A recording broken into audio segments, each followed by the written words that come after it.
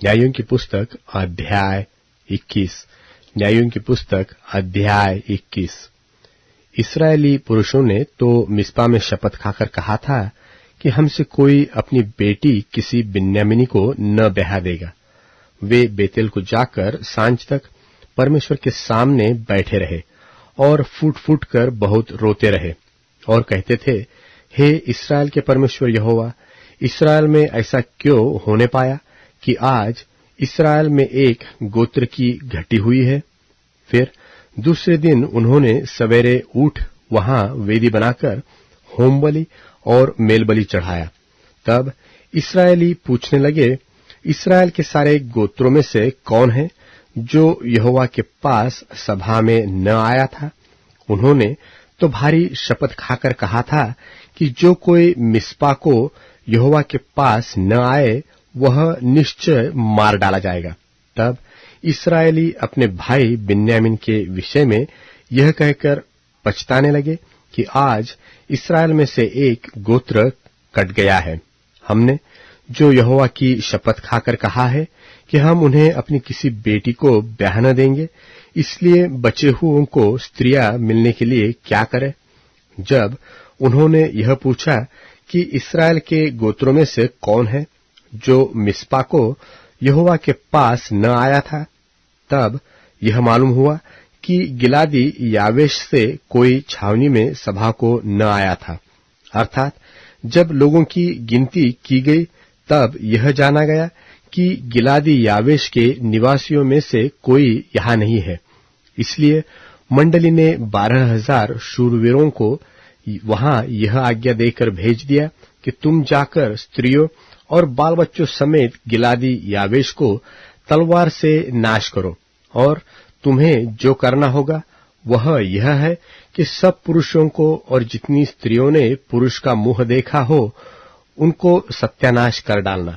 और उन्हें गिलादी यावेश के निवासियों में से 400 जवान कुंवारियां मिली जिन्होंने पुरुष का मुंह नहीं देखा था, और उन्हें वे शीलो को जो कनान देश है उसमें छावनी में ले आए।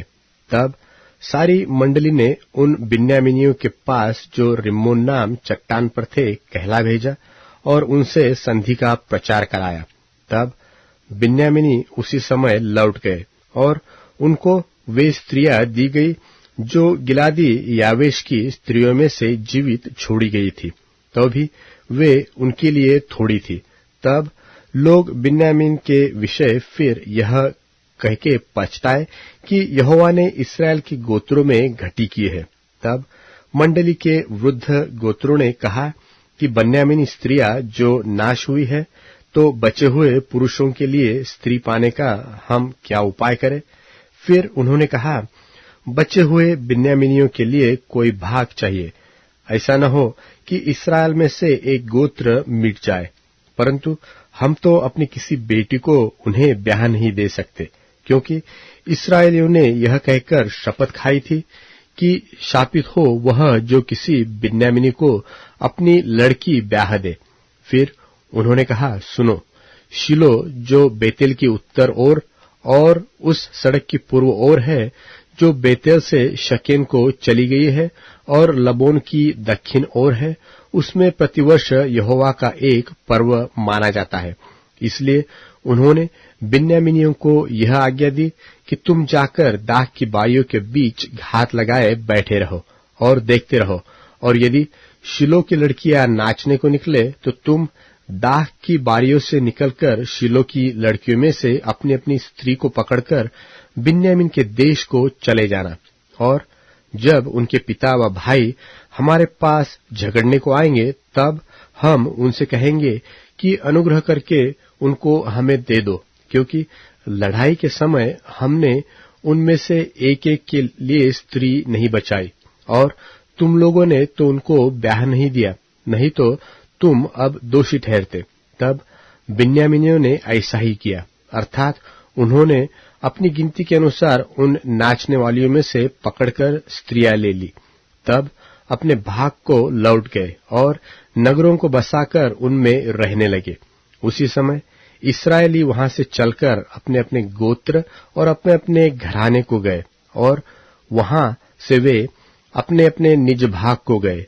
उन दिनों में इस्राएलियों का कोई राजा न था, जिसको जो ठीक सूझ पड़ता था वही वह करता था।